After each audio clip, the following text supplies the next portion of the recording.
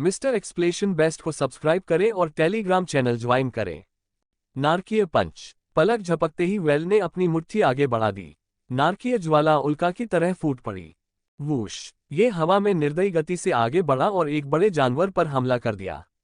आग की लपटों से टकराने से पहले उस जानवर को प्रतिक्रिया करने का मौका ही नहीं मिला।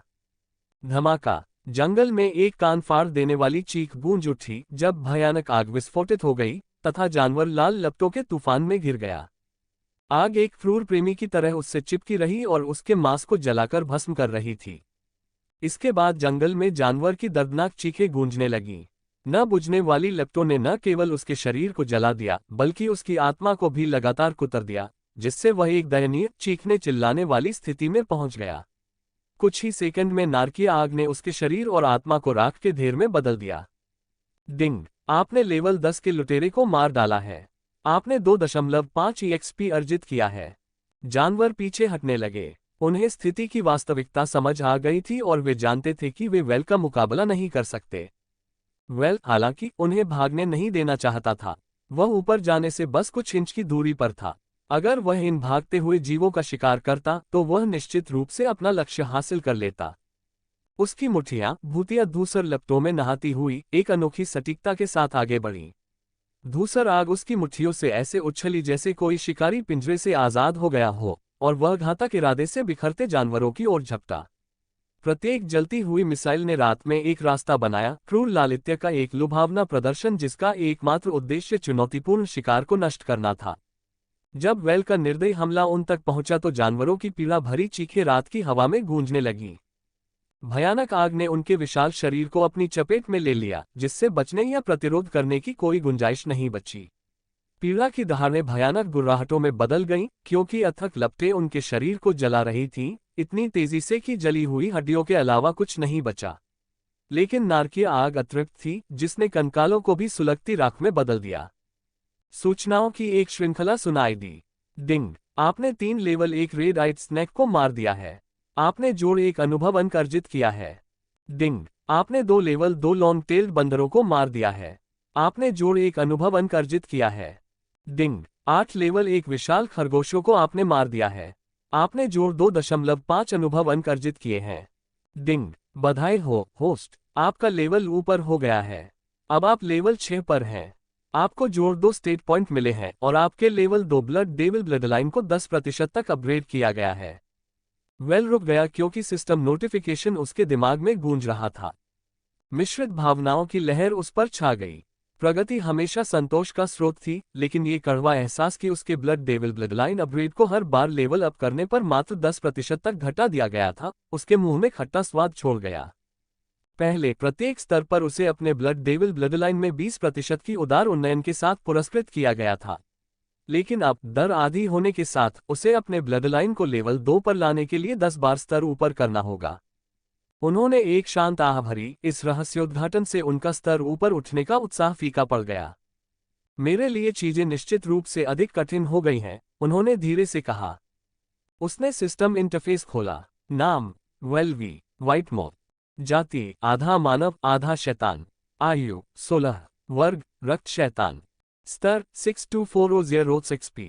सहज वर्ग श्वेत शैतान शिष्य। आप इसे EXP का उपयोग करके अपग्रेड नहीं कर सकते हैं जब तक कि यह सिस्टम के डेटाबेस में आपके द्वितीयक वर्ग के रूप में पंजीकृत न हो। जब आप स्तर 10 तक पहुंचेंगे तो आपको अन्य वर्गों को अपने द्वितीयक वर्ग के रूप में पंजीकृत करने का अवसर मिलेगा। छिपी हुई बीमारियां कोई नहीं। लक्षण असंवेदनशीलता, भावनात्मक दुर्बलता, रात्रि दृष्टि, मामूली भ्रष्टाचार, प्रतिरोध लक्षण पता लगाना। आंकड़े स्वास्थ्य अंक HP 310, शक्ति STR 25, चपलता AGT 25, सहन शक्ति STA 20, रिफ्लेक्स REF 20, ब्लड बार 800 यूनिट रक्त। स्टेट पॉइंट्स 2, मेड पॉइंट्स 50, रक्तरेखा कौशल 1, रक्त अवशोषण 2, रक्त हेरफेर 3, ब्लड रश 4, टाइटन का सुदृढ़ीकरण 5, नारकीय मुट्ठी। बंधी हुई वस्तुएं 1, कुंभ राशि 2, शून्य ओग। वेल ने अपने सिस्टम इंटरफेस में EXP बार को देखा। अगले स्तर के लिए 400 EXP में से 2 की गिनती नकली थी। यह एक ऊंचे पहाड़ के तल पर एक छोटे से कंकड़ की तरह था। आगे 398 EXP की खड़ी चढ़ाई थी। अगले स्तर तक पहुंचना एक चुनौतीपूर्ण कार्य होने वाला था। उनका एचपी काफी कम हो गया था और वे गंभीर रूप से घायल हो गए थे। वह रक्त अवशोषण का उपयोग करके खुद को ठीक नहीं कर सका क्योंकि उसके पास इसे डालने के लिए कुछ भी नहीं बचा था। आखिरकार नरक की आग से मारे गए जानवरों ने कोई अवशेष नहीं छोड़ा, यहां तक कि खून की एक बूंद भी नहीं। यह दोधारी तलवार थी। यह उनके नए रक्त कौशल का नुकसान था। यह एहसास कड़वा था। यह नया ब्लडलाइन कौशल जितना भारी था उतना ही उसके अन्य ब्लडलाइन कौशल जैसे रक्त अवशोषण के साथ असंगत था। मुझे इसका प्रयोग केवल आवश्यक होने पर ही करना चाहिए। ... अपने स्वास्थ्य को पुनः प्राप्त करने के लिए वेल ने अपना अगला शिकार ढूंढने में कोई समय बर्बाद नहीं किया। ग्रेहाउंड के एक झुंड ने उसका ध्यान आकर्षित किया। ये जानवर, जिनके शरीर पर मोटी खाल लिपटी हुई थी, बेबस खरगोशों की दावत का आनंद ले रहे थे। उनके दांतों से कुचली जा रही खरगोश की हड्डियों की चरमराहट की आवाज मैदान में गूंज रही थी। अपने भोजन में खोए हुए ग्रेहाउंड्स को वेल की उपस्थिति का पता ही नहीं चला। मुझे अपना अगला भोजन मिल गया, वेल मुस्कुराया। एक घातक नृत्य शुरू हुआ, शक्ति और नियंत्रण का एक लाल बैले। जैसे ही वेल ने अपने हाथ ऊपर उठाए, उसकी नसों में जीवन का खून जवाब दे गया। उसकी उंगलियों से लाल तरल की महीन रेखाएं बह निकली। उदास जंगल की छतरी के नीचे यह एक भयानक नजारा था। खून हवा में घूमता और घूमता हुआ लाल रिबन की तरह अदृश्य लय पर नाच रहा था, धीरे धीरे गोलियों की एक सेना में संघनित हो रहा था। जितना अधिक ये संघनित हुआ, उतना ही अधिक ठोस होता गया। हर गोली कील जितनी छोटी थी और घातक इरादे का एक केंद्रित केंद्र थी।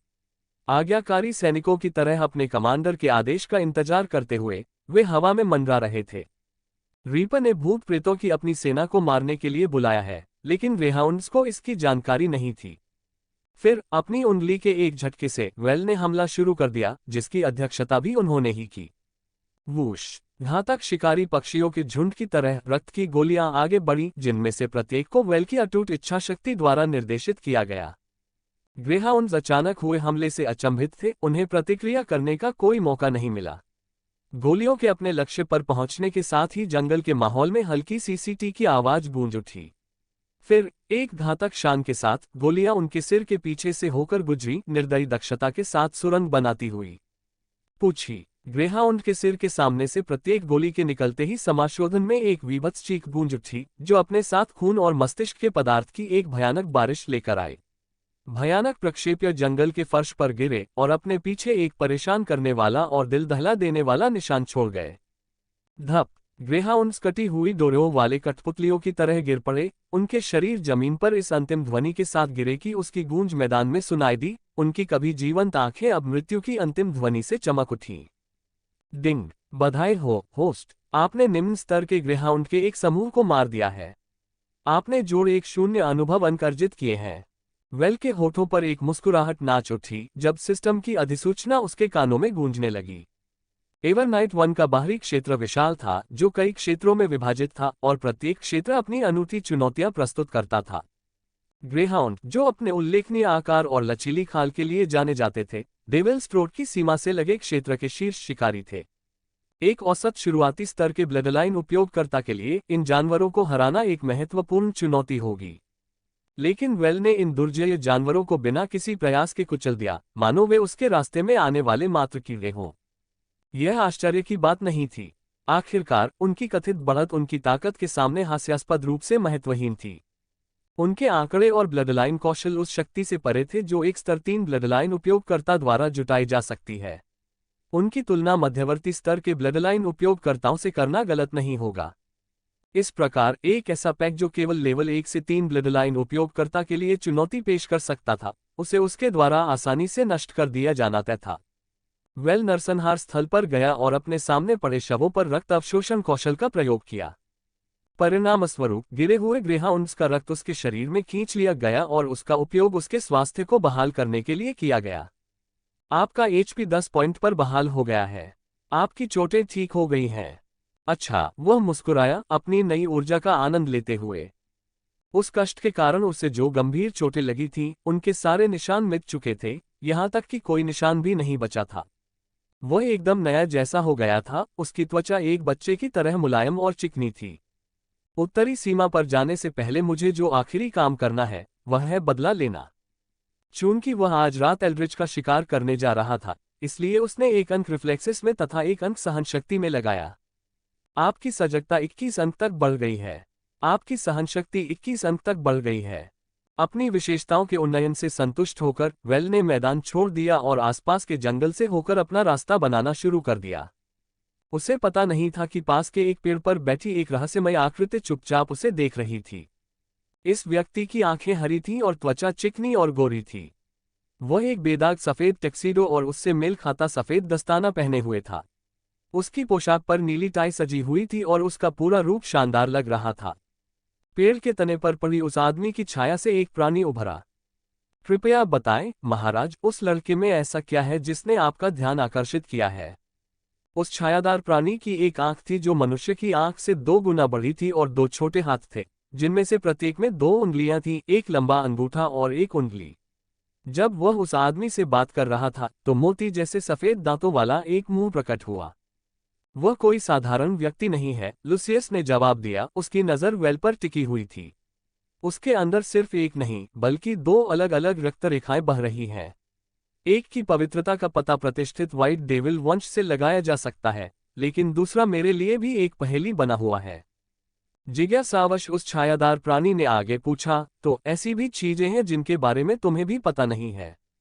लॉर्ड लूसियस ने अपना सिर खुजलाया। उसके चेहरे पर एक विचारपूर्ण भाव था।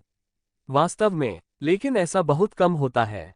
मेरा मानना है कि वह भविष्यवाणी का बच्चा हो सकता है। ठीक ठीक, कौन सी भविष्यवाणी? उत्सुकतावश उस छायादार प्राणी ने विवरण के लिए दबाव डाला। लॉर्ड लूसियस ने विस्तार से बताने से पहले अपने विचारों को इकट्ठा करने के लिए एक पल लिया। उनकी आवाज में मोह और अनिश्चितता का मिश्रण था। एक प्राचीन भविष्यवाणी के अनुसार दिन और रात के बीच एक बच्चा पैदा होगा जिसके भीतर 2 रक्त रेखाओं का सार होगा।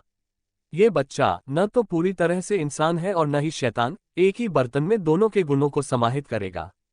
अगर यह बच्चा धर्मी मार्ग पर चलता है तो वह हम उत्तरी लोगों के लिए एक उद्धारकर्ता बन जाएगा, जो हमारी भूमि पर पड़ने वाली क्रूर सर्दी पर काबू पाने में हमारी सहायता करेगा। उस छायादार प्राणी की आंखों में जिज्ञासा की चिंगारी नाच उठी और उसने पूछा, और अगर यह बच्चा धर्म के मार्ग से भटक गया तो क्या होगा, महाराज? लॉर्ड लूसियस का चेहरा उदास हो गया और वह आगे बोला, अगर बच्चा अंधकार में गिर जाता है और धर्म के मार्ग से भटक जाता है तो वह शैतानों का सबसे भयानक हथियार बन जाएगा, जिसे शैतानों का भगवान कहा जाता है। वह डरकल साम्राज्य का बन जाएगा। ऐसी स्थिति में ये हमारा कर्तव्य होगा कि हम उन्हें बढ़ने न दें और उनके अस्तित्व को खत्म न होने दें। छायादार प्राणी ने समझ में सिर हिलाया। उसका रूप एक अजीब ऊर्जा से लहरा रहा था। वास्तव में एक असाधारण भाग्य, मेरे प्रभु। लेकिन मुझे बताओ, तुम इस लड़के को भविष्यवाणी में बताए गए लड़के के बीच में दोहरी वंशावली वाले लड़के के रूप में क्यों मानते हो? लॉर्ड लूसियस ने रुककर वेल के जाने वाले रूप पर अपनी नजरें गड़ा दी, फिर निश्चितता और जिज्ञासा के मिश्रण के साथ जवाब दिया। इस बच्चे के विकास का एक अजीब पहलू है। रिपोर्ट बताती है कि हाल ही में अपनी शक्तियों को जागृत करने के बावजूद उसने पहले ही लेवल 4 ब्लडलाइन उपयोगकर्ता की ताकत हासिल कर ली है। इतना तेज विकास अभूतपूर्व है। क्या आपने कभी ऐसी घटना देखी है, मेरे दोस्त? छायादार प्राणी ने प्रश्न पर विचार किया। उसका रूप चिंतन में लहरा रहा था। नहीं, मेरे प्रभु, मुझे याद नहीं कि मैंने पहले कभी ऐसे विलक्षण व्यक्ति का सामना किया हो। ऐसा लगता है कि बच्चे की क्षमता की कोई सीमा नहीं है। लेकिन इसका उसके भविष्यवाणी का बच्चा होने से क्या लेना देना है? लॉर्ड लूसियस ने बताया, भविष्यवाणी में कहा गया है कि 16 वर्ष की आयु के बाद बच्चे का विकास विस्फोटक होगा। उसकी प्रगति की दर शानदार रही है। इससे मुझे विश्वास होता है कि वह भविष्यवाणी का बच्चा है। महाराज, मैंने ऐसी अफवाहें सुनी हैं कि इस बच्चे को मई के अंत तक उत्तरी सीमा पर भेज दिया जाएगा, छायादार प्राणी ने कुछ क्षण बाद बताया। लॉर्ड लूसियस की आंखें चौड़ी हो गईं। उन्हें एहसास हुआ, आह, ये सिर्फ एक दिन दूर है और हमारी मंजिल भी वही है। क्या उस पर नजर रखना दिलचस्प नहीं होगा? जब वेल शैडोफॉल सिटी पहुंचा तो आधी रात हो चुकी थी। इस क्षेत्र के एल्ड्रिच को उसके छिपने के स्थान से बाहर निकालने के लिए उसे हंगामा मचाना पड़ा। उसने जानबूझकर शोर मचाया ताकि लाशों के झुंड उसकी ओर आकर्षित हो जाएं। उनकी सड़ती हुई आकृतियां गलियों और पुरानी जर्जर इमारतों से बाहर निकलकर उसके स्थान पर एकत्रित हो गईं। पास आते हुए लाशों को देखते हुए वेल के होंठ सिकुड़ गए और उसने अपने हाथ ऊपर उठा लिए। फिर, जैसे किसी अपवित्र जादू से बुलाए जाने पर, वेल के हृदय से रक्त की लहरें फूट पड़ीं। उसके शरीर से उठने वाली लाल लहरें राक्षसी लाल मुट्ठियों में बदल गईं, जो इतनी क्रूरता से भरी हुई थी कि हड्डियां चकनाचूर हो जाएंगी और मांस चूर्ण हो जाएगा। उसने अपने हाथ नीचे लाए और ये विशालकाय अंग उन असहाय ज़ॉम्बी पर गिर पड़े, जो या तो बहुत धीमे थे या फिर इतने नासमझ थे कि वे इससे बच नहीं पाए। धमाका। प्रभाव भयावह था। मुट्ठियों से कुचले जाने के कारण लाशों के सड़े हुए शरीर मांस के टुकड़ों में बदल गए और उनके सिर पके फलों की तरह फट गए, जिससे आसपास का वातावरण सड़े हुए खून से भर गया। सड़न की दुर्गंध खून की धातुई गंध के साथ मिल गई, एक घिनौना मिश्रण जो रात की हवा में व्याप्त हो गया। दर्जनों ज़ॉम्बी को मार गिराने वाले हर एक विनाशकारी प्रहार के साथ वेल अपने सिस्टम से मिलने वाले फीडबैक का आनंद ले रहा था। उसकी आंखों के सामने नोटिफिकेशन आ रहे थे, जो उसकी भयानक उपलब्धियों और नरसंहार से मिलने वाले पुरस्कारों का विवरण दे रहे थे। आपने 20 लेवल 1 ज़ॉम्बी को मार गिराया है। अनुभव प्राप्त 10 अंक। आपने 40 लेवल 0 ज़ॉम्बी को मार गिराया है। अनुभव प्राप्त 10 अंक। आपने 70 लेवल 0 ज़ॉम्बी को मार गिराया है। अनुभव प्राप्त 18 अंक। जब वह ज़ॉम्बी का वध कर रहा था तो खतरे का आभास होने के कारण वेल का ध्यान अचानक भटक गया। रेवेंजर आ गया है। एक उड़ती हुई झाड़ू वेल की ओर उसके अंधे स्थान से आए, लेकिन उसके सिर के पीछे एक अशुभ धड़कन ने उसे समय रहते इस घातक हमले के बारे में आगाह कर दिया। तेजी से प्रतिक्रिया करते हुए वह एक तरफ कूद गया और झाड़ू के घातक हमले से बाल बाल बच गया। तुमने उसे चकमा दे दिया। पीछे से रावेंगा की आवाज गूंजी। उसका आश्चर्य तुरंत ही मनोरंजन में बदल गया। कोई बात नहीं, मैं तुम्हारे लिए जो कुछ भी रखूंगा तुम उससे बच नहीं पाओगे। पिछली बार तुम भाग गए थे, लेकिन इस बार मैं तुम्हें भागने नहीं दूंगा। वेल ने उसका सामना किया, उसकी आंखों में नए दृढ़ संकल्प की चमक थी। पिछली बार मेरे पास तुमसे निपटने के लिए साधन नहीं थे, लेकिन इस बार मेरे पास साधन है, तो मैं भाग कर क्यों जाऊं? तुम झूठ बोल रहे हो। रेवेंगा ने नाक भान सिकोड़ी। क्या मैं हूं? क्या तुम में ये पता लगाने की हिम्मत है? वेल ने चुनौती दी। मैं हिम्मत क्यों नहीं करूंगा? रावेंगर ने फावड़ा लहराते हुए कहा। वेल ने अपना ब्लड रश कौशल सक्रिय किया, जिससे उसकी चपलता दोगुनी हो गई।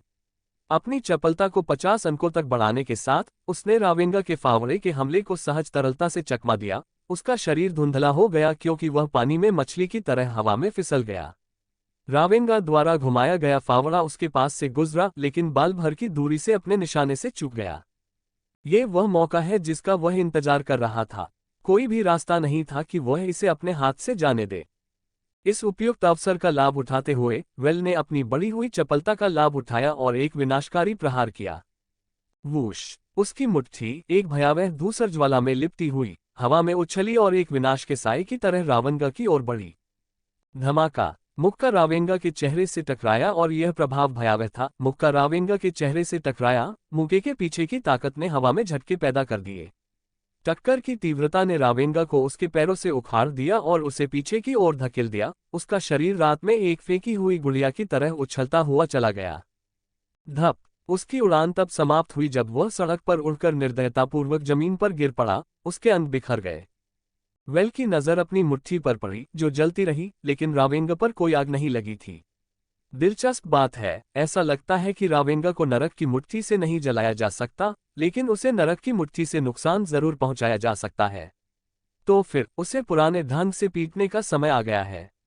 मैं उसे पीट पीट कर मार डालूंगा। वेल ने अपनी उंगलियों को खतरनाक तरीके से चटकाते हुए सोचा। रेवेंगा की आंखें अविश्वास से चौड़ी हो गईं और वह वेल को घूरने लगा। कैसे? तुमने मुझे कैसे मारा? एक साधारण मनुष्य में मुझे छूने की शक्ति नहीं होनी चाहिए। ओह मूर्ख प्राणी! वेल ने उपहास किया, उसकी आंखें खतरनाक ढंग से चमक रही थीं। तुम मुझे एक साधारण मनुष्य के रूप में लेबल करके बहुत बड़ी गलती कर रहे हो। न केवल मेरे पास तुम्हें नुकसान पहुंचाने की शक्ति है, बल्कि मेरे पास तुम्हारा अस्तित्व समाप्त करने की भी शक्ति है। मुझे डर लग रहा है। डर, एक ऐसी भावना जो एल्ड्रिच जैसे रेवेंगर के लिए अजनबी थी, जो हमेशा आतंक का अग्रदूत रहा था, उसके अस्तित्व में उमड़ पड़ा। वेल को देखते ही उसकी मुट्ठियां भयंकर और निरंतर आग से जल उठी। उसकी रीढ़ में एक आदिम ठंडक दौड़ गई। मुझे भागना है। अगर मैं यहीं रहा तो मर जाऊंगा। पलायन ही एकमात्र विचार था जो उसके मन में मृत्यु घंटा की तरह गूंज रहा था। ये दूसरे आयाम के लिए एक द्वार बनाने लगा। वास्तविकता का बहुत ही ताना बाना इसके चारों ओर लहराने और विकृत होने लगा। पतली हवा से दरारें दिखाई देने लगीं, चौड़ी और गहरी होती गईं। यह उसके उद्धार का प्रवेश द्वार था, आसन विनाश से बचने का उसका साधन था। लेकिन वेल को यह पसंद नहीं आया। एक ही पल में उसने अंतर को पार दिया और रावेंगा के बगल में एक प्रेत की तरह प्रकट हुआ। उसकी मुट्ठी भूरे रंग की आग में लिपटी हुई थी।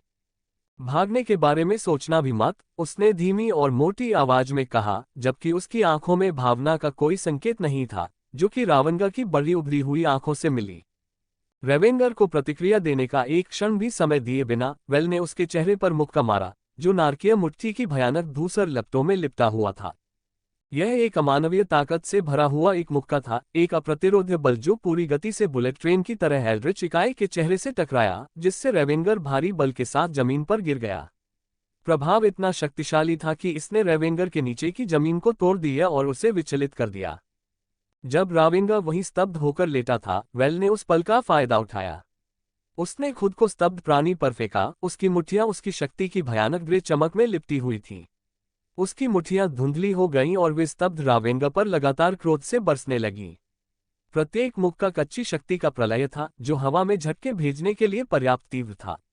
प्रत्येक प्रभाव की शक्ति ने रावेंगा के नीचे की जमीन में दरारें और चौड़ी कर दी, जिससे वह टूटी हुई धरती में और भी गहराई तक धंस गया।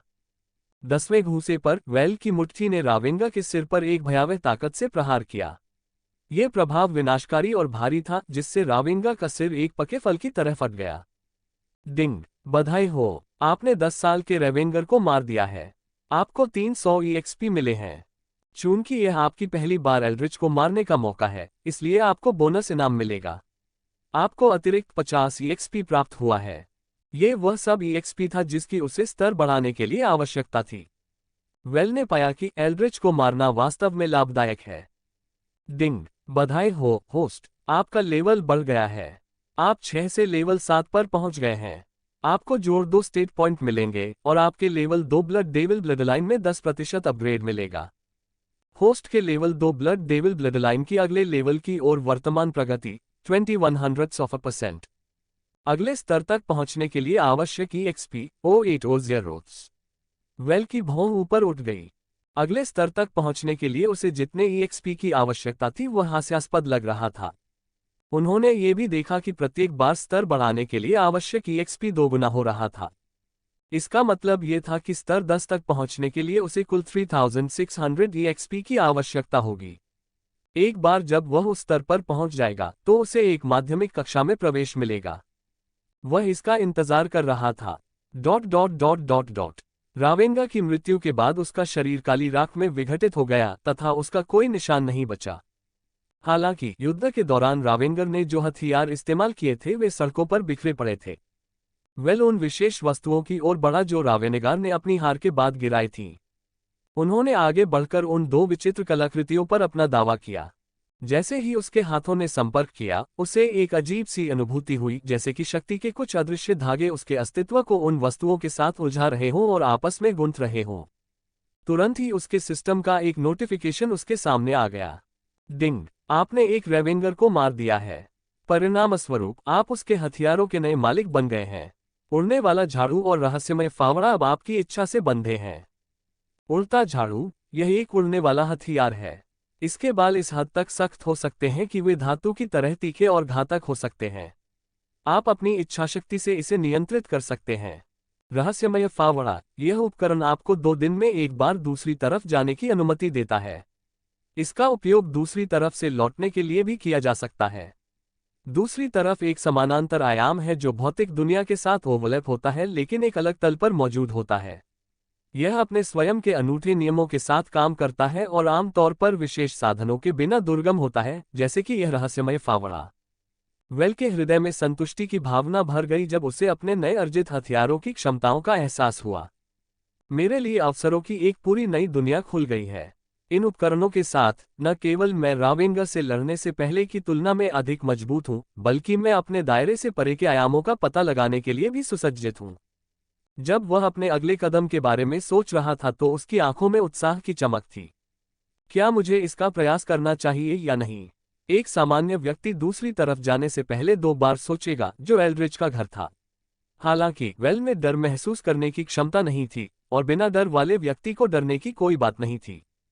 वेल ने एक पल के लिए संकोच किया, दूसरी तरफ प्रवेश करने की संभावनाओं और संभावित खतरों पर विचार करते हुए। उसे डर नहीं लग रहा था, लेकिन इसका मतलब यह नहीं था कि उसके पास सामान्य ज्ञान की कमी थी। ऐसी जगह जाना जहां उसने और किसी ने कभी पैर नहीं रखा था, एक बढ़िया लेकिन खतरनाक विचार लग रहा था। उसने एक गहरी सांस ली और दूसरी तरफ की खोज का बीड़ा उठाने का फैसला किया। लेकिन उसने खुद को खतरे के पहले संकेत पर वहां से भागने की चेतावनी भी दी। अपने हाथ में मजबूती से पकड़े गए रहस्यमय फावड़े की शक्ति से उसने दूसरी ओर जाने का एक द्वार बना दिया। अंतरिक्ष में एक ब्लैक होल जैसा एक खाली स्थान उसके सामने उभर आया। यह उससे बड़ा था, इसके आयाम डराने वाले थे, फिर भी इसमें एक रहस्यमय आकर्षण था जिसका विरोध करना असंभव था। बिना और समय बर्बाद किए वेल गेट से अंदर चला गया। वह एक ऐसे स्थान पर पहुंचा जो उसके लिए आश्चर्यजनक रूप से परिचित था। ये शैडोफॉल सिटी की एक अनोखी प्रतिकृति थी। शहर का लेआउट, इमारतें, सड़कें, सभी कुछ उस शहर के खंडहरों की भयावह प्रतिबिंब थी जिसे वह जानता था। हालांकि ये समानांतर वास्तविकता भयावह रूप से शांत और जीवन से रहित थी। वहां कोई भी थका हुआ ज़ोंबी लक्ष्यहीन रूप से भटकता हुआ नहीं था। चूंकि रात में वॉकिंग डेड की कोई चीख या चीख नहीं गूंज रही थी, इसलिए वातावरण शांत था, फिर भी अत्यंत बेचैन करने वाला था, जैसे समय में जमे हुए एक प्रेत शहर की तरह। दूसरा पक्ष वास्तविक दुनिया का प्रतिबिंब है, फिर भी जीवन से पूरी तरह रहित है। ऐसा लगता है जैसे किसी ने हमारी दुनिया, इसके शहरों और इलाकों का स्नैपशॉट लिया हो, फिर उनमें से हर जीवित प्राणी को निकाल दिया हो।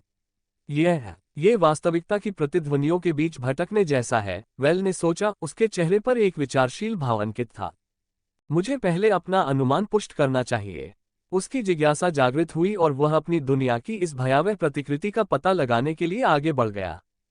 वह जंगल से गुजरा जो किसी भी रात जानवरों से भरा होता। फिर भी यहाँ भयानक सन्नाटा था, इसकी गहराई में एक भी जानवर नहीं हिल रहा था। वह शरणार्थी शिविर में पहुंचा, जिसे स्लम के नाम से जाना जाता है, जो आयरन स्पाई गढ़ के बाहर स्थापित किया गया था। वहां टेंट थे जो अपने सामान्य स्थानों पर पूरी तरह से व्यवस्थित थे, लेकिन जीवन के किसी भी संकेत से रहित थे। गढ़ में प्रवेश करने पर उसने पाया कि वह भी खाली था। ये वैसा ही था जैसा उसने सोचा था। द अदर साइड एक आदर्श कैनवास था, जो विश्व की केवल भौतिक संरचनाओं और स्थलाकृति का ही प्रतिरूप था, जबकि उसमें जीवन के रूपों का अभाव था। रहस्यमय फावड़े की एक लहर के साथ वह दूसरी ओर से बाहर निकल आया और वास्तविक दुनिया में लौट आया। जैसा कि उन्होंने अनुमान लगाया था, आयरन स्पाई का गढ़ जीवन से भरपूर था। पार्क में परिवार बैठे हुए रात का आनंद लेते हुए देखे जा सकते थे। पार्क इतना बड़ा था कि सैकड़ों परिवार एक साथ रह सकते थे, और वहां बहुत सारे परिवार थे जो चांद की पीली, सफेद और लाल किरणों के नीचे शांतिपूर्ण समय बिता रहे थे। पूरे पार्क में परिवार जीवंत बातचीत में व्यस्त थे। वहां एक छोटा लड़का जो 7 साल से बड़ा नहीं था, उत्साह से आसमान की ओर इशारा करते हुए बोला, माँ देखो, आज रात का लाल चांद एक विशाल सेब जैसा लग रहा है। उसकी माँ, जो उसके छोटे कंधों पर हाथ रखे उसके बगल में बैठी थी, धीरे से हंसी। शायद यह एक संकेत है बेटा, शायद तुम्हें मजबूत बनने के लिए ज्यादा सेब खाने चाहिए। हलचल भरे पार्क के एक एकांत कोने में भाई बहन एलियाना और एस गंभीर चर्चा में व्यस्त थे। एस, मुझे ये करना ही होगा, एलियाना ने दृढ़तापूर्वक कहा, उसकी निगाह स्थिर और दृढ़ थी। उसके भाई के चेहरे पर चिंता के भाव थे और उसने पूछा, क्या ये बिल्कुल जरूरी है एलियाना? तुम जोखिम समझती हो, है ना? एलियाना ने सिर हिलाया, उसका दृढ़ निश्चय अटल था। हाँ एस, याद रखो, ये प्रकाश का देवता था जिसने हमें उस घातक नरसंहार से बचाया था, जिसने हमारे परिवार को लील लिया था। जब हम खो गए थे और असहाय थे, तब उसने हमें सुरक्षित आश्रय तक पहुंचाया था। अब जब वह मेरी सहायता चाहता है, तो यह उचित है कि मैं अपना हाथ बढ़ाऊं। एस ने अपने चेहरे पर हाथ फेरा, उलझन में दिख रहा था, लेकिन अंत में उसने हार मान ली। मुझे तुम्हारे विवेक पर भरोसा है एलियाना, तुम हमेशा सही निर्णय लेने का तरीका जानती हो। लेकिन ये काम उत्तरी सीमा के विशाल विस्तार में लाल आंखों वाले, सफेद लपटों और खून के शासक को ढूंढना, ये घास के ढेर में सुई खोजने जैसा है। एस, रास्ता कठिन लग सकता है, लेकिन मुझे विश्वास है कि चीजें सही हो जाएंगी। विश्वास के पास एक रास्ता बनाने का तरीका है जहां कोई रास्ता नहीं है। एलियाना ने एक शांत मुस्कान के साथ जवाब दिया, उसकी आंखों में गहरी आस्था चमक रही थी। पार्क के बीचों बीच एक बुजुर्ग कहानीकार ने युवा दर्शकों को नायकों की कहानियां सुनाईं। बच्चे उनकी कहानियां ध्यान से सुन रहे थे और उनकी आंखें आश्चर्य से चौड़ी हो रही थीं। ठीक है, अब मैं अपनी बात समाप्त कर चुका हूँ, बूढ़े कहानीकार ने मुस्कुराते हुए बच्चों से कहा। एक युवा लड़के ने तुरंत पूछा, दादाजी, क्या आप अपनी कहानियों के नायकों की तरह बहादुर थे? बूढ़े आदमी ने लड़के के सिर पर हाथ फेरते हुए आंख मारी। ओह, मेरे भी कुछ पल थे, बेटा।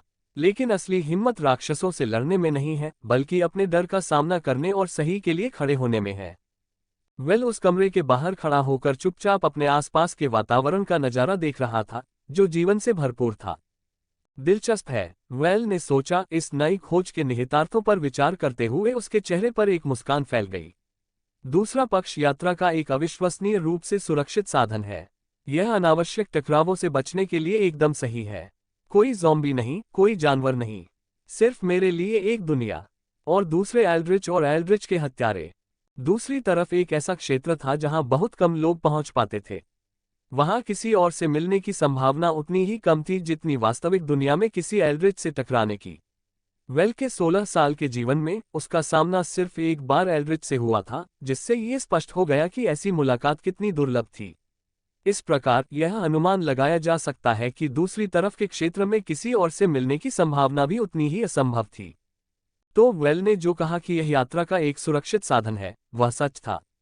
राज्य के बाहरी क्षेत्र में एक हरे भरे घने जंगल के बीच एक झोपड़ी दिखाई दे रही थी, जो एक ऊंचे पहाड़ और एक स्वच्छ जलधारा के बीच आराम से बसी हुई थी।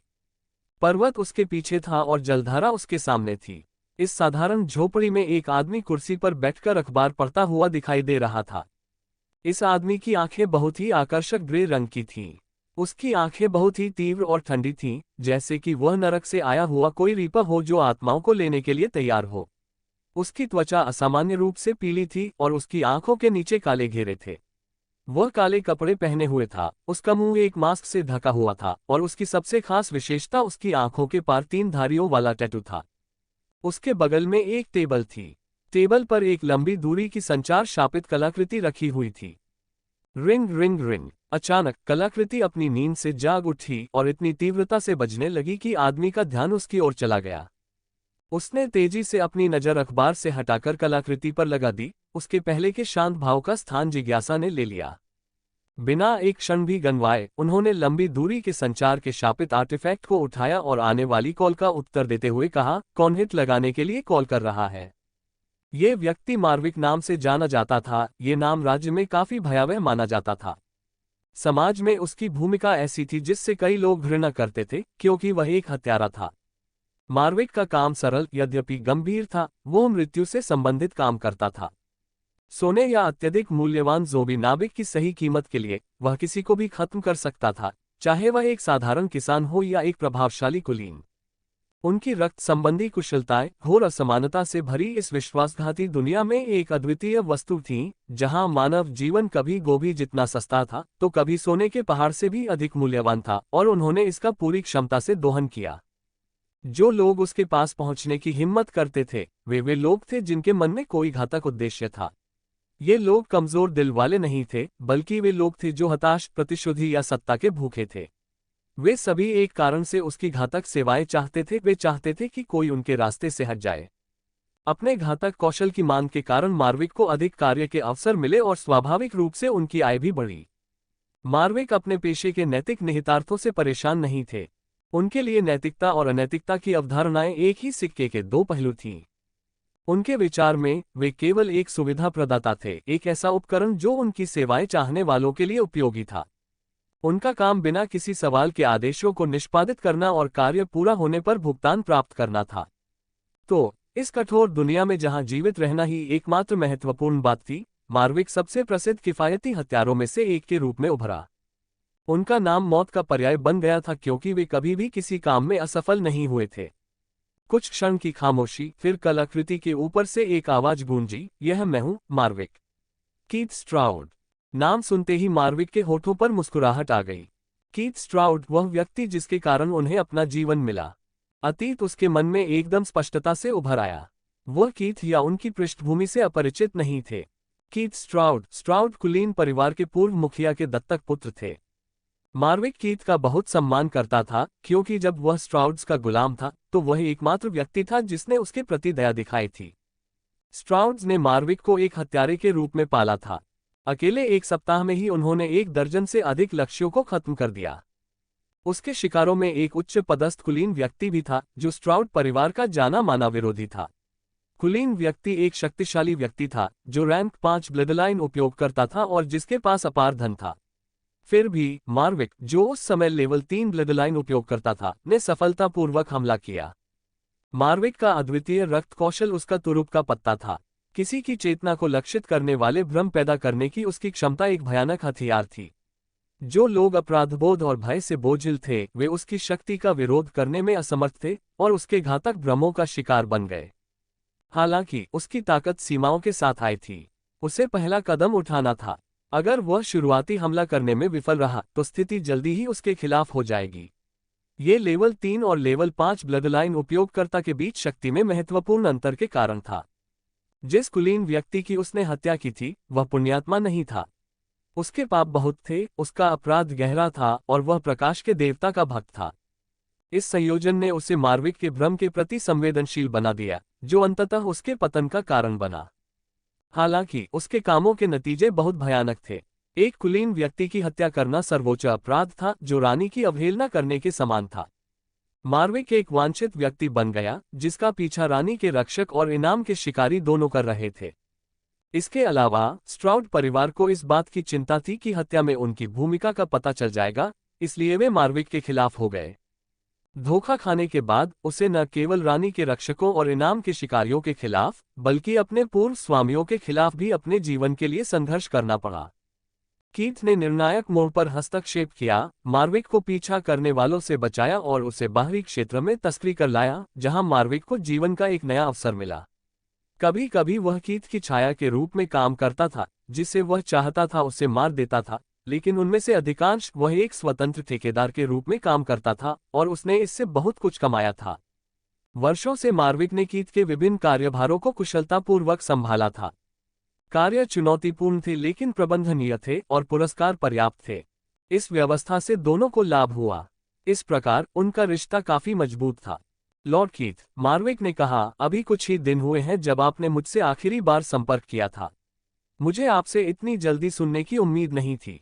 किसी विनम्रता की जरूरत नहीं, मार्विक, कीथ ने सीधा जवाब दिया। मेरे पास तुम्हारे लिए एक काम है। मार्विक पीछे झुक गया, उसकी दिलचस्पी बढ़ गई। यह अभागा आत्मा कौन है? वेल वी व्हाइटमोर नाम का एक युवा लड़का। कीथ स्ट्राउड के पास वेल व्हाइटमोर को मरवाने के पीछे एक गहरी वजह थी। वेल ने कीथ के बेटे की बेरहमी से पिटाई करके एक सीमा पार कर दी थी। कीथ के लिए यह एक ऐसा अपमान था जिसे वह चुपचाप सहन नहीं कर सकते थे। हालांकि वह यहोशू के प्रभाव और शक्ति के कारण खुले तौर पर जवाबी कार्रवाई करने में असमर्थ था। हालांकि इसका मतलब यह नहीं था कि वह इस कृत्य को अनुत्तरित छोड़ देंगे। इसलिए उसने गुप्त रूप से वेल की हत्या की योजना बनाने का निर्णय लिया। यदि सब कुछ कुशलतापूर्वक और बिना किसी निशान के किया गया होता, तो जोशुआ के पास इस बात का कोई ठोस सबूत नहीं बचता कि उसके बेटे की मौत के पीछे कौन था। ठोस सबूतों का अभाव उनके न्याय पाने में बाधा बनेगा। यदि उसे संदेह भी हो और वह ये भी मानता हो कि स्ट्राउड्स इसमें शामिल है, तो भी बिना सबूत के उसके हाथ बंधे होंगे। इसके अतिरिक्त जोशुआ को अपने कार्यों के राजनीतिक परिणामों पर भी विचार करना होगा। यदि वह बिना सबूत के जवाबी कार्रवाई करने का निर्णय लेता, तो न केवल स्ट्राउड्स के साथ, बल्कि संभवतः क्वींस कोर्ट और राज्य के अन्य प्रभावशाली व्यक्तियों के साथ भी टकराव छिड़ने का खतरा था। यह उल्लेख करना आवश्यक नहीं है कि यद्यपि जोशुआ का दर्जा 7 स्तर का योद्धा था, फिर भी वह राज्य में ऐसी शक्ति वाला एकमात्र व्यक्ति नहीं था। वहां बराबर या उनसे भी अधिक ताकत वाले कई अन्य लोग थे और उपद्रव करने से उनका क्रोध भड़क सकता था। भले ही वह अपने बेटे की मौत पर क्रोध और दुख से भरा हो, लेकिन उसे संयम से काम लेना होगा जब तक कि वह इन शक्तिशाली संस्थाओं को नाराज नहीं करना चाहता। इस प्रकार राजनीतिक संतुलन और साक्ष्य की आवश्यकता कीथ के लिए एक ढाल का काम करेगी। जब तक वह अपने पत्ते सही तरीके से खेलता रहेगा, वह वेल की मृत्यु सुनिश्चित कर सकता है और साथ ही खुद को प्रतिशोध से सुरक्षित रख सकता है। अदालत ठोस तथ्यों और अकाट्य सबूतों का स्थान थी और इनके बिना कोई भी उसे छू नहीं सकता था। मार्विक ने इस बात का खुलासा सुनकर भौहें सिकुड़ी। तुम्हारा मतलब जोशुआ वी व्हाइटमोर का दूसरा बेटा है, आयरनस्पायर गढ़ का शासक? यही है। मार्विक ने खोखली हंसी निकाली। आप मजाक कर रहे हैं, लॉर्ड कीथ। लेवल 7 के योद्धा के बेटे की उसकी नाक के नीचे हत्या करना मौत की सजा है। यहाँ तक कि मेरे जैसे जादूगर के लिए भी। जादूगर वे रक्त संबंधी उपयोगकर्ता थे जो जटिल मृग तृष्णाएं बुन सकते थे, जो वास्तविकता और भ्रम के बीच की रेखाओं को धुंधला कर देती थीं। वे ज्वलंत, मनमोहक भ्रम पैदा करने में माहिर थे, जो उनके विरोधियों को अपने जाल में फंसा लेते थे, उन्हें अपनी धारणाओं का शिकार बना लेते थे और उन्हें भ्रामक कल्पनाओं के चक्रव्यूह में फंसा देते थे। मार्विक की क्षमता उसे अपने लक्ष्यों के सबसे गहरे डर को उनकी आंखों के सामने प्रकट करने की अनुमति देती थी। पीड़ितों को जो भयावहता दिखाई देती थी वह इतनी भयावह और वास्तविक होती थी कि सबसे अच्छी स्थिति में वे गतिहीन हो सकते थे। सबसे खराब स्थिति में उनके मानसिक आंकड़े बिखर सकते थे। इस कौशल के कारण ही मार्विक अंतिम समय में अपने से 2 स्तर अधिक शक्तिशाली व्यक्ति की हत्या करने में सफल रहा। हालांकि जोशुआ उससे 4 स्तर ऊपर था। उनकी क्षमताओं में अंतर बहुत बड़ा था। उसे इस बात का भरोसा नहीं था कि वह अपनी नाक के नीचे किसी की हत्या कर पाएगा। इस विचार को इतनी जल्दी खारिज मत करो, कीथ ने कहा। वेल जल्द ही आयरन स्पायर छोड़ रहा है। वह कल ट्रेन से उत्तरी सीमांत की ओर जाएगा। उस ट्रेन में उसकी रक्षा करने के लिए कोई जोशुआ नहीं होगा। आपको बस ये सुनिश्चित करने की जरूरत है कि ट्रेन के गंतव्य तक पहुंचने से पहले उसकी सांस रुक जाए। मार्विक ने तर्क दिया, एक ऐसी ट्रेन में एक ब्लडलाइन उपयोगकर्ता को मारना जो पूरी तरह से जिज्ञासु आंखों से भरी हुई हो। यह एक जोखिम भरा काम है, खासकर ये देखते हुए कि वहां अन्य ब्लडलाइन उपयोगकर्ता भी निगरानी रख रहे होंगे। ये खुद को एक त्वरित गिरफ्तारी के लिए तैयार करने जैसा है। तुम इतना कम क्यों आंकते हो?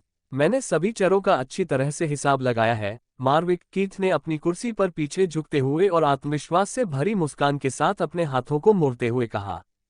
मैंने वेल की हत्या करने की एक जटिल योजना बनाई है। मैं ट्रेन की सुरक्षा करने वाले ब्लडलाइन उपयोगकर्ताओं की निगाह को उस जगह पर टिकाए रखने के लिए एक मोड़ की योजना बनाऊंगा जहां हम चाहते हैं। मैं उनका ध्यान भटकाने के लिए अराजकता का बीज बोऊंगा। आपको बस भ्रम के बीच सही अवसर का इंतजार करना है, फिर निर्णायक रूप से हमला करना है। मार्विक कुछ क्षण के लिए चुप रहा और विचार करने लगा। यह कोई साधारण हिट नहीं थी। आखिरकार व्हाइटमोस प्रभावशाली थे और वेल एक लेवल 7 योद्धा का बेटा था। हालांकि वह कीथ का कर्जदार था और उनकी दुनिया में कर्ज चुकाना ही पड़ता है। ये तो बताने की आवश्यकता ही नहीं कि कीथ द्वारा प्रस्तावित योजना व्यावहारिक प्रतीत होती थी। ठीक है कीथ, मेरी जान बचाने के लिए मैं तुम्हारा ऋणी हूं। मैं ये करूंगा, लेकिन इसके बाद हम बराबरी पर हैं। मार्विक ने एक पल बाद कहा। मास्टर वेल, व्हाइटमोर परिवार के हमेशा गंभीर रहने वाले बटलर रेनेगाड एशवर्थ ने एक चांदी की ट्रे पकड़ी हुई थी जिसमें वह गंभीर भाव से देख रहे थे। उस पर एक छोटा सा पार्सल रखा था जो लगभग चांदी के कागजों में लिपटा हुआ था, जैसे कि उसमें क्राउन ज्वेल्स हों। यात्रा के लिए आपके लिए सामान। रेनेगाड द्वारा वेल की यात्रा के लिए तैयार किए गए प्रावधानों में विभिन्न प्रकार की वस्तुएं शामिल थीं। इनमें सूखा मांस और फल शामिल थे, जिनमें से कुछ में मामूली उपचारात्मक गुण और ऊर्जा पुनःपूर्ति गुण थे। सख्त पनीर को ताज़ा रखने के लिए मोम में लपेटा गया था तथा एक कॉम्पैक्ट पुनः प्रयोज्य कैंटीन में स्वच्छ पानी की आपूर्ति थी। भोजन और पानी के अतिरिक्त पार्सल में आपातकालीन खर्च के लिए चांदी और तांबे के सिक्कों की एक छोटी थैली, नेविगेशन के लिए एक कंपास, ज्ञात सुरक्षित क्षेत्रों और खतरनाक क्षेत्रों के साथ चिन्हित उत्तरी सीमांत क्षेत्र का एक मानचित्र और सीमांत क्षेत्र में आमतौर पर इस्तेमाल होने वाले उपचारों और औषधीय पौधों की एक छोटी पुस्तक भी शामिल थी। रेनेगाड, सैंडविच के मेरे भरोसेमंद रक्षक और भूखे पेटों के रक्षक। मैं इन खाद्य पदार्थों को ऐसे संभाल कर रखूंगा जैसे कि वे सोने की डली हो। वेल ने उसे देखकर मुस्कुराया और कृतज्ञतापूर्वक सिर हिलाते हुए उसे दिया गया पार्सल ले लिया। जो लोग वेल को अच्छी तरह से नहीं जानते थे, उन्हें वेल एक आकर्षक, प्रसन्नचित्त व्यक्ति से अधिक कुछ नहीं लगता था, जो हमेशा तीव्र बुद्धि और आकर्षक मुस्कान के साथ तैयार रहता था। हालांकि यह महज एक दिखावा था जो उसके वास्तविक स्वरूप को छिपाने के लिए किया गया एक कृत्य था। सच्चाई ये थी कि वेल एक संवेदनाशून्य प्राणी था, मानव त्वचा में एक राक्षस जो दर्द या भय का अनुभव करने में असमर्थ था। हालांकि उन्होंने कठिन तरीके से सीखा था कि उनकी इस विशेष विशेषता का फायदा उठाया जा सकता है। पुजारी द्वारा सार्वजनिक रूप से जहर दिए जाने की याद अभी भी उसके दिमाग में ताज़ा थी। पुजारी को वेल की दर्द के प्रति प्रतिरोधक क्षमता के बारे में पता था और उसने इस ज्ञान का अपने फायदे के लिए इस्तेमाल किया, बिना किसी डर के कि कहीं उसे तुरंत पता न चल जाए। उसे जहर दे दिया। उसने अपना बदला लिया और पुजारी को मार डाला, लेकिन हर बार वह इतना भाग्यशाली नहीं हो सकता। इस प्रकार वेल ने अपने अमानवीय गुणों को एक हंसमुख और लापरवाह युवा व्यक्ति के व्यक्तित्व के पीछे छिपाने का फैसला किया था। यह एक मुखौटा था जिसे उसने शर्म के कारण नहीं बल्कि अपनी सुरक्षा के लिए पहना था।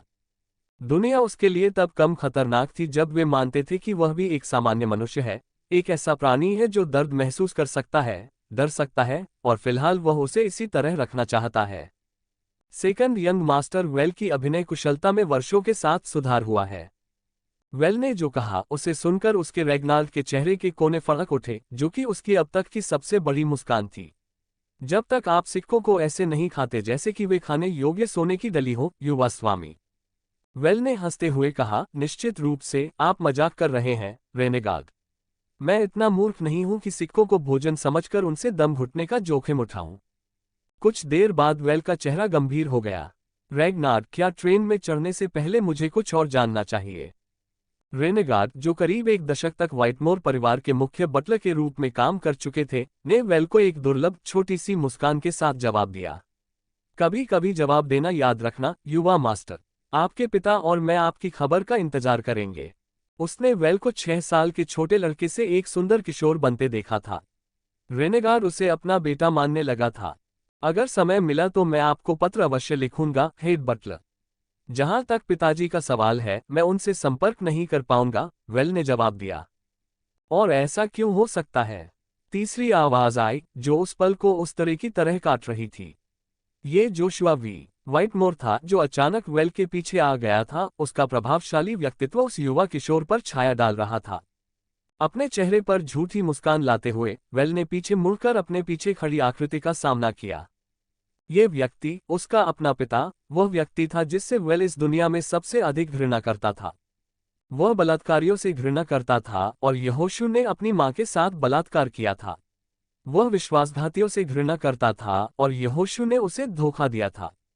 ये सच था कि जोशुआ ने वेल को कई अमूल्य जीवन के सबक सिखाए थे, यहाँ तक कि एक बार उसने एक मध्यम श्रेणी के रक्तवंश के उपयोगकर्ता के हाथों से उसकी जान भी बचाई थी। लेकिन इन कार्यों से उसके और उसकी मां के खिलाफ किए गए घृणित कृत्यों को मिटाया नहीं जा सका। वह ऐसी कई चीजें थीं जिनसे वेल घृणा करता था। इस प्रकार वह उससे घृणा करने से खुद को नहीं रोक सका। यदि उसे कभी मौका मिला तो वह बिना कुछ सोचे उसे मार डालेगा, लेकिन उसे सावधान रहना होगा कि जब तक वह पर्याप्त रूप से शक्तिशाली न हो जाए, वह अपनी मंशा किसी को न बताए। आखिरकार जोशुआ कोई साधारण आदमी नहीं था। वह एक दुर्जय स्तर 7 योद्धा था, जो अपनी निर्दयता के लिए जाना जाता था। अगर उसे पता चल जाता कि उसका बेटा उसके लिए कितनी जानलेवा नफरत रखता है, तो इसमें कोई शक नहीं था कि वह बिना किसी दया के बदला लेगा। वेल को कार्रवाई करने का मौका मिलने से पहले ही खत्म कर दिया जाएगा। इसके अलावा जोशुआ राज्य में एक प्रतिष्ठित स्थान रखता था, रानी के प्रति वफादार कुत्ता था। राजशाही के साथ उसकी निकटता ने उसे अछूत बना दिया, एक खतरनाक व्यक्ति जिसे शक्तिशाली सहयोगियों द्वारा संरक्षित किया गया था। यदि वेल उसे नुकसान पहुंचाता, तो न केवल उसके पिता का क्रोध भड़कता, बल्कि राज्य के शासकों का भी प्रतिशोध होता। राज्य की सीमाओं के भीतर रहने के लिए सावधानीपूर्वक, अक्सर दिखावा और चालाकी का खतरनाक खेल खेलना पड़ता था। इसलिए वेल को जोशुआ के प्रति गहरी नफरत रखते हुए भी सौहार्द और सम्मान का दिखावा बनाए रखना पड़ा। उसका जीवित रहना इस पर निर्भर था, कम से कम तब तक जब तक वह अपने विरुद्ध खड़ी दुर्गम बाधाओं पर विजय पाने का कोई रास्ता नहीं खोज लेता। क्योंकि मैं नहीं चाहती कि मेरे तुच्छ पत्रों के कारण आपके महत्वपूर्ण कार्य में बाधा उत्पन्न हो, पिताजी, वेल ने जोशुआ को सहजता से उत्तर दिया। मेरे साथियों, क्या तुमने सुना? मेरा बेटा कितना विचारशील लड़का है, जोशुआ ने गहरी किंतु शांत आवाज में कहा। कुछ लोग वेल के समान ही उसी ट्रेन में सवार होने वाले थे, कुछ लोग उसके जैसे उत्तरी सीमांत क्षेत्र की ओर जा रहे थे, जबकि अन्य लोग केवल अगले शहर की यात्रा कर रहे थे। वे सभी अनजाने में पिता पुत्र के बीच बातचीत के इस सार्वजनिक प्रदर्शन में शामिल हो गए थे। हाँ, मिस्टर व्हाइटमोर, आपके लड़के में शिष्टाचार है, एक तगड़े आदमी ने, जो अपने फटे पुराने कपड़ों और सामान से भरे पैकेट से एक व्यापारी लग रहा था, मित्रतापूर्ण इशारे में वेल की पीठ थपथपाते हुए कहा। वाकई एक विचारशील लड़का, एक महिला ने कहा, उसकी आवाज में मनोरंजन भरा हुआ था जब उसने वेल को अपनी टोपी दिखाई। वह एक साहसी महिला लग रही थी, उसकी पोशाक से तलवार की मूंछ झांक रही थी। पुराने ब्लॉक का एक टुकड़ा, एक बुजुर्ग आदमी ने सहमति से सिर हिलाया, उसकी सफेद दाढ़ी सहमति में हिल रही थी। वेल को उस बूढ़े आदमी पर आंखें घुमाने की तीव्र इच्छा हुई। वह इस बलात्कारी से कैसे मिलता जुलता था, उनके बीच कोई तुलना नहीं थी। जोशुआ ने कहा, आप उत्तरी सीमांत क्षेत्र की ओर जा रहे हैं। यह एक खतरनाक स्थान है, लेकिन आपकी क्षमताओं वाले किसी व्यक्ति के लिए जीवित रहना और कुछ उल्लेखनीय उपलब्धियां हासिल करना मुश्किल नहीं होना चाहिए। अगर आपको कुछ खाली समय मिले तो घर आना न भूलें। जब समय आएगा तो मैं इस पर विचार करूंगा, पिताजी, वेल ने कहा। ट्रेन पर चढ़ने से पहले उसकी प्रतिक्रिया उसकी शांति के पीछे छिपी हुई थी। अपना ध्यान रखना, आप भी। इस बीच एलियाना डी ग्रेस ने अपने भाई एस को अलविदा कहा और ट्रेन में सवार हो गई। कुछ ही क्षणों बाद लॉर्ड लूसियस भी अपनी छाया के साथ ट्रेन में चढ़ गया। फिर रेलगाड़ी चलने लगी। यह उत्तरी सीमा की ओर बढ़ रहा था। उत्तरी सीमा की ओर जाने वाली रेलगाड़ी एक विशालकाय यांत्रिक जानवर थी। इसे कई भागों में विभाजित किया गया था। प्रत्येक खंड यात्रियों की सुविधा के लिए आवश्यक सुविधाओं से सुसज्जित था। इनमें शयन कक्ष, बैठने का स्थान, भोजन कक्ष और सामान रखने के लिए भंडारण की व्यवस्था शामिल थी। वेल व्हाइटमोर अभी अभी ट्रेन में चढ़े थे और वे भीड़ भाड़ के बीच से होते हुए अपने निर्धारित डिब्बे में पहुंचे। उसने दरवाजा खोला, जिससे अंदर का हिस्सा आश्चर्यजनक रूप से विशाल दिखाई दिया। डिब्बे को दो भागों में विभाजित किया गया था। एक क्षेत्र में आलीशान गद्देदार सीटें थीं जो एक बड़ी खिड़की के पास अर्धवृत्ताकार रूप में व्यवस्थित थीं, तथा बीच में एक छोटी मेज थी। दूसरे भाग में चारपाई बिछी हुई थी, जो साफ सुथरी सफेद चादरों और मुलायम तकियों से बनी हुई थी। यह मेरी सोच से कहीं ज्यादा बढ़िया है, वेल ने खुद से कहा। इंटीरियर को देखते हुए उसके चेहरे पर एक हल्की मुस्कान आ गई। हालांकि यह आधुनिक दुनिया की ट्रेनों की गुणवत्ता से बिल्कुल मेल नहीं खाता है, लेकिन इस युग के लिए ये काफी सराहनीय है। यद्यपि उसे इस दुनिया में आए 16 वर्ष हो चुके थे और वह एक धनी परिवार से था, फिर भी वेल का ट्रेन में सफर पहली बार था। क्यों? ऐसा इसलिए है क्योंकि उनकी अनोखी असंवेदनशीलता और भावनात्मक कमजोरी के लक्षण उन्हें दूसरों से अलग बनाते थे, और उनके परिवार द्वारा इस अंतर को एक दायित्व के रूप में देखा जाता था। परिणामस्वरूप 1 वर्ष से 6 वर्ष की आयु तक उन्हें अपने परिवार की जागीर में ही बंद रखा गया। उनके पिता जोशुआ ने उन्हें इस दौरान भावनाओं की नकल करना सिखाया।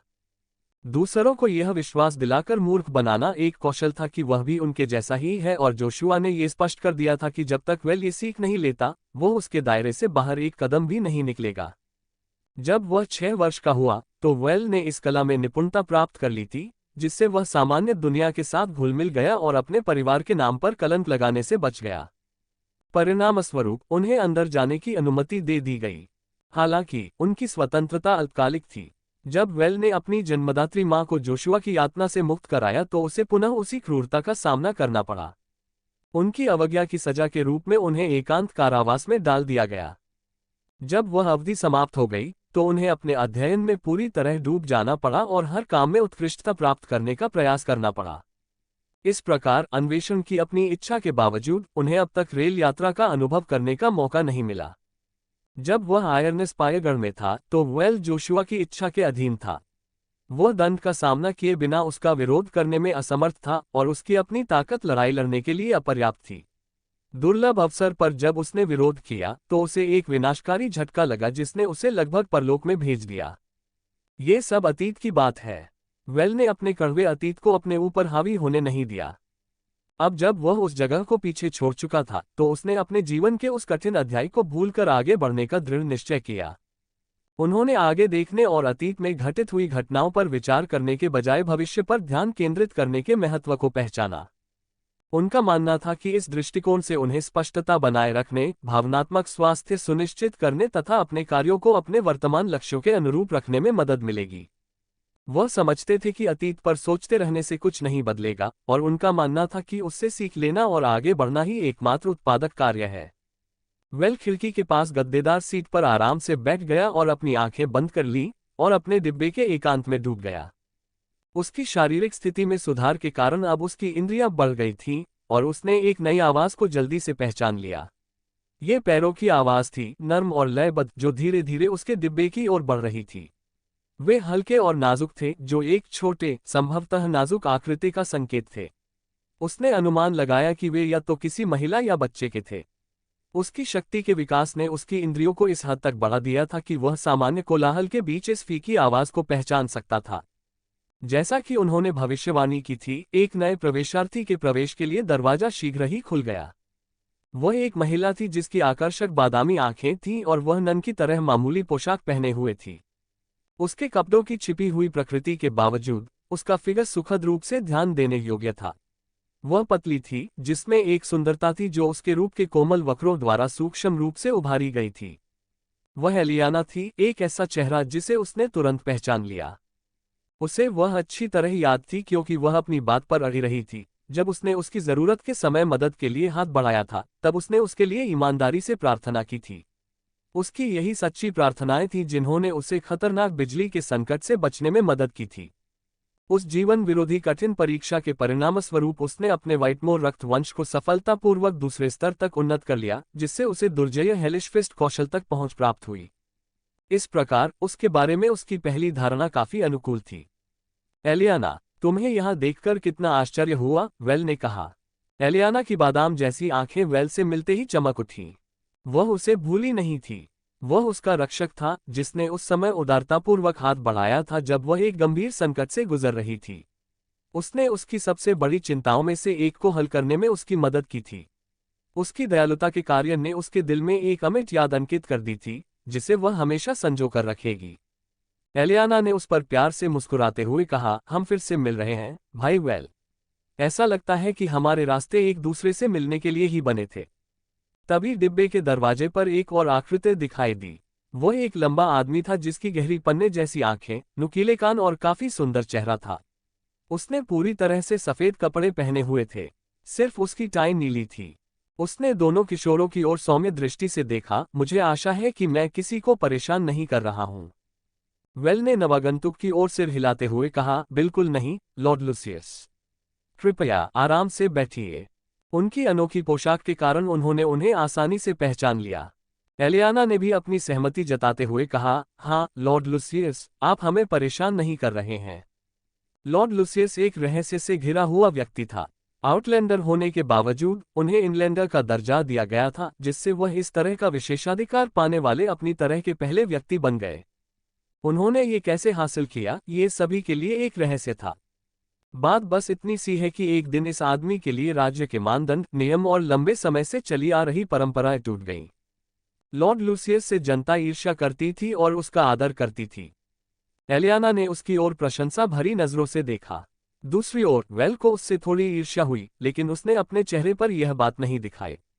लॉर्ड लुसियस के बारे में अफवाहें फैली थीं कि वह एक खतरनाक व्यक्ति है, जिससे नाराज नहीं होना चाहिए।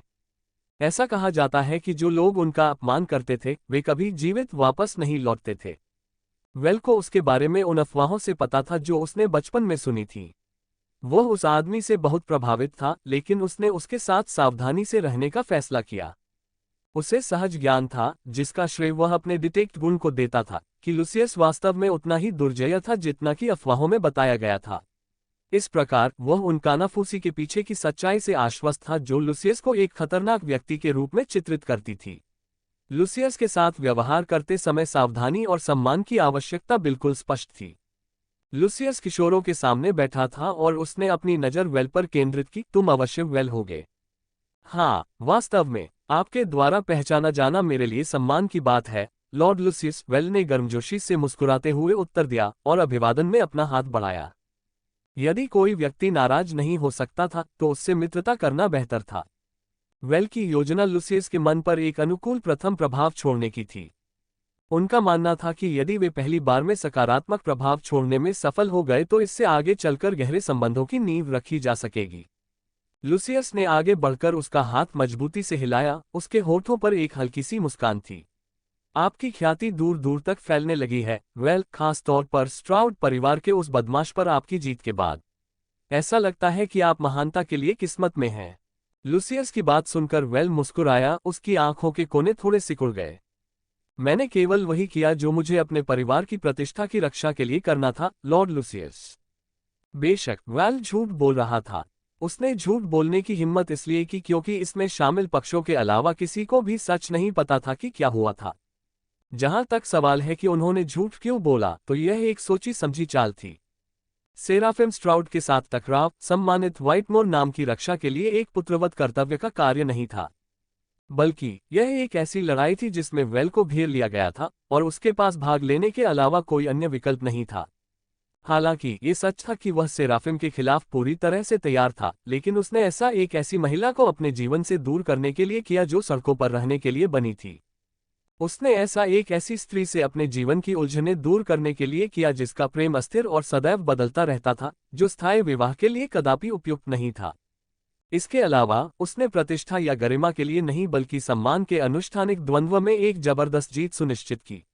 यह एक सुनियोजित कदम था जिसका उद्देश्य कैंड्रिक्स को दिए गए महत्वपूर्ण दहेज को वापस पाना था। उसका गुप्त उद्देश्य अपने लाभ के लिए इसका एक हिस्सा हड़पना था। उसे जोशुआ के बारे में अच्छी समझ थी। वह अच्छी तरह जानता था कि उसकी जीत से वृद्ध व्यक्ति खुश होगा, जो निस्संदेह उसे अच्छा इनाम देगा। ऐसे कई कारण थे कि उन्होंने जोखिम के बावजूद सेराफिम स्ट्राउट को हरा दिया, लेकिन इनमें से किसी में भी व्हाइटमोस की प्रतिष्ठा बचाना शामिल नहीं था। हालांकि उसने झूठ बोला कि उसने ये सब अपने पुत्र के प्रति दया के कारण किया था, क्योंकि यह सबसे अच्छा बहाना था जिससे वह प्रभु और नन की नजरों में खुद को उज्ज्वल दिखा सकता था। आखिरकार लोग स्वाभाविक रूप से उन लोगों को नापसंद करते हैं जो केवल स्वार्थ के लिए काम करते हैं। इसके विपरीत वे ऐसे व्यक्तियों की ओर आकर्षित होते थे जो धार्मिक प्रतीत होते थे, जो नैतिक दिशा निर्देशों द्वारा शासित होते थे। उसके मुंह से झूठ सहजता से निकल रहा था और झूठ बोलते समय उसके हाव भाव में कोई परिवर्तन नहीं आता था, इसलिए लुसियस उसके झांसे में आ गई। इस दुनिया में ऐसी संतान दुर्लभ है। वह दूसरों से अलग है। उसने दुनिया की क्रूरता को अपनी मानसिकता को आकार देने नहीं दिया। मुझे भविष्यवाणी के बच्चे से इतनी ही उम्मीद थी। लुसियस अब वेल को एक समर्पित बेटे के रूप में देखता था जो अपने परिवार के सम्मान को धूमिल होने से बचाने के लिए स्वेच्छा से खुद को खतरे में डालता था। अनजाने में वह वेल को बढ़ती प्रशंसा और सम्मान के साथ देखने लगा। वेल के बारे में उसका नजरिया बदलने लगा, जो स्पष्ट रूप से पक्षपात की ओर झुक गया। वह नहीं जानता था कि वेल जितना बुरा है उतना ही बुरा है, बस इतना ही कि वह अपना असली स्वभाव छिपाने में माहिर था। मैं गलत नहीं था। बिग ब्रदर वास्तव में एक अच्छा आदमी है। एलियाना, जो हमेशा वेल के बारे में सकारात्मक राय रखती थी, ने पाया कि उसके शब्दों से उसकी धारणाएं और पुख्ता हो गईं। उसका स्पष्टीकरण सुनने के बाद उसके असली स्वभाव के बारे में उसकी गलतफहमी और भी पुख्ता हो गई। उसके कुलीनता के दिखावे ने उसकी असली मंशा को और भी अधिक अंधा कर दिया। उनका प्रदर्शन बहुत ही उत्कृष्ट था और एलियाना तथा लुसियस दोनों ही इससे पूरी तरह प्रभावित हो गईं। आउटर रीजन एक बहुत बड़ा भूभाग था जिसके किनारे पर उत्तरी सीमा थी और आयरनेस्पायर गढ़ इसके केंद्र में था। आयरनेस्पायर से उत्तरी सीमा तक ट्रेन से यात्रा करने में लगभग 12 घंटे लगते थे, बशर्ते कोई अप्रत्याशित समस्या न हो। वेल सुबह सुबह ट्रेन में चढ़ गया था और अगर सब कुछ ठीक रहा तो वह आधी रात तक अपने गंतव्य पर पहुंच जाएगा। रेलवे ट्रैक जंगल के बीच से होकर गुजरता था तथा बाहरी क्षेत्र के प्रत्येक गढ़ को जोड़ता था। इनमें से प्रत्येक गढ़ का अपना रेलवे स्टेशन था, जहां ट्रेन आयरनेस्पायर और फ्रंटियर के बीच अपनी यात्रा के दौरान निर्धारित समय पर रुकती थी। ट्रेन की खिड़कियों से दिखाई देने वाले बाहरी क्षेत्र के विशाल परिदृश्य देखने में अद्भुत लग रहे थे। हालांकि ये यात्रा जोखिम रहित नहीं थी। आखिरकार ये तो ज्ञात ही था कि रात के समय ट्रेन पर वॉकिंग डेड या जंगल के अंधेरे में छिपे ज़ॉम्बी जैसे जीवों द्वारा हमला किया जाता है। इन जीवों में, चाहे वे ज़ॉम्बी हो या शैतान, एक अनोखी विशेषता थी: सूरज की रोशनी के प्रति असहिष्णुता। सूरज की चमकती किरणों के प्रति उनकी कमजोरी ने उन्हें दिन के उजाले के दौरान घने जंगल में शरण लेने के लिए मजबूर किया। हालांकि उस दिन जो सुरक्षा प्रदान की गई वह अल्पकालिक थी। यह अस्थायी था। आखिरकार जब दुनिया में अंधकार छा जाता है तो ये जीव अपने अगले भोजन की तलाश में अपने अंधेरे और गुप्त आश्रयों से बाहर निकल आते हैं। अपने अगले भोजन की तलाश में कुछ लोग लोगों से भरी गुजरती रेलगाड़ी के शोर की ओर आकर्षित हो सकते हैं। सौभाग्य से सूर्य इस समय अपने चरम पर था और अपनी चमकदार रोशनी धरती पर बिखेर रहा था। इन धूप से डरने वाले जीवों के लिए चिंता का कोई तत्काल कारण नहीं था, जो अपने पूरे जीवन में कभी भी धूप सेंकने जैसा अनुभव नहीं कर पाएंगे। फिर भी दिन के समय एक अलग खतरा मौजूद था। यही कारण है कि दिन के उजाले के समय हालांकि लाशों और शैतानों से राहत मिलती थी, लेकिन पूरी सुरक्षा सुनिश्चित नहीं होती थी। बाहरी क्षेत्र के इन भागों के मूल निवासी वन्यजीव हर समय ट्रेन की सुरक्षा के लिए बड़ा खतरा बने रहते थे। ज़ॉम्बीज और शैतानों के विपरीत ये जानवर सूर्य के प्रकाश के प्रति कमजोर नहीं थे। वे सूर्य की रोशनी में बिना किसी बाधा के स्वतंत्रतापूर्वक घूम सकते थे। यद्यपि यह बात भयावह लग सकती है, परंतु इसमें घबराने की कोई बात नहीं है। आखिरकार ट्रेन की सुरक्षा 24 घंटे शक्तिशाली ब्लडलाइन उपयोगकर्ताओं द्वारा की जाती थी। ये लोग ऐसे खतरों से निपटने में पूरी तरह सक्षम थे। जंगल के खतरनाक जानवरों के हमले के लगातार खतरे ने दिन और रात के चक्र की परवाह किए बिना हर समय सतर्क रहने की आवश्यकता को रेखांकित किया। इसीलिए ट्रेन के संरक्षक सतर्कता से खड़े थे, उनकी चौकस निगाहें किसी भी खतरे या घुसपैठ के संकेतों के लिए आसपास के इलाके को स्कैन कर रही थीं। वे किसी भी संभावित खतरे का तुरंत जवाब देने के लिए तैयार थे। ब्लडलाइन यूजर होने के नाते ट्रेन की सुरक्षा करना शारीरिक और मानसिक रूप से थका देने वाला काम था, और यह खतरनाक भी था। हालांकि इन सब के बावजूद उच्च वेतन के कारण कई लोग इस काम के लिए अपनी जान जोखिम में डालने को तैयार हो गए। ट्रेन में सवार यात्री, जिनमें वेल, एलियाना और लॉर्ड लूसियस शामिल थे, ट्रेन के बाहर संभावित खतरों से पूरी तरह अवगत थे। हालांकि उन्होंने अपनी सुरक्षा का जिम्मा ट्रेन के सक्षम संरक्षकों को सौंप दिया, यह विश्वास करते हुए कि वे सभी को सुरक्षित रखने के लिए हर संभव प्रयास करेंगे। हालांकि जैसे जैसे यात्रा आगे बढ़ी, वेल को अपनी रीढ़ में एक ठंडी सी झुरझुरी महसूस हुई। उसका दिल इस तरह धड़क रहा था मानो कोई क्रूर जानवर उसे हत्या की नीयत से घूर रहा हो। खतरे के प्रति सदैव सतर्क रहने वाली उनकी छठी इंद्री जागृत हो गई थी। ये कैसे शुरू हुआ? वेल ने चारों ओर देखते हुए सोचा। हालांकि उन्हें डिब्बे के अंदर या खिड़की के बाहर कोई तात्कालिक खतरा नजर नहीं आया। एलियाना और लॉर्ड लूसियस शांत दिखाई दिए, उनके अंदर से कोई दुर्भावना नहीं दिखी। ऐसा नहीं लगता था कि उनके मन में उसके खिलाफ कोई बुरी मंशा थी। ये तो बताने की जरूरत नहीं कि उसने कभी उनके साथ गलत नहीं किया था। वे उसे क्यों मरवाना चाहेंगे? ऐसा नहीं है कि वे मनोरोगी हैं, है ना? ये वे नहीं हो सकते। तो फिर वह कौन हो सकता है? आसपास में उनकी जान को कोई खतरा नहीं था। क्या मेरी छठी इंद्री खराब हो गई है? नहीं, ऐसा नहीं होना चाहिए। ऐसा पहले कभी नहीं हुआ। उन्होंने तुरंत ही उस विचार को त्याग दिया, क्योंकि खतरे के प्रति उनकी छठी इंद्री ने पहले कभी उन्हें निराश नहीं किया था। कुछ तो गड़बड़ है, हालांकि मैं यह नहीं बता सकता कि क्या गड़बड़ है। कुछ मिनटों के बाद असहजता धीरे धीरे कम हो गई। हालांकि वेल को हाई अलर्ट की स्थिति में रखा गया। रेलगाड़ी तेजी से आगे बढ़ती रही और बाहरी क्षेत्र के विशाल विस्तार से गुजरते हुए कई स्थानों पर रुकी। इन पड़ावों के दौरान कोई असामान्य घटना नहीं घटी, लेकिन वेल सतर्क रहे। आखिरकार वह इस आंतरिक भावना से छुटकारा नहीं पा सका कि कहीं ना कहीं खतरा छिपा हुआ है, जो हमला करने के लिए उपयुक्त अवसर की प्रतीक्षा कर रहा है।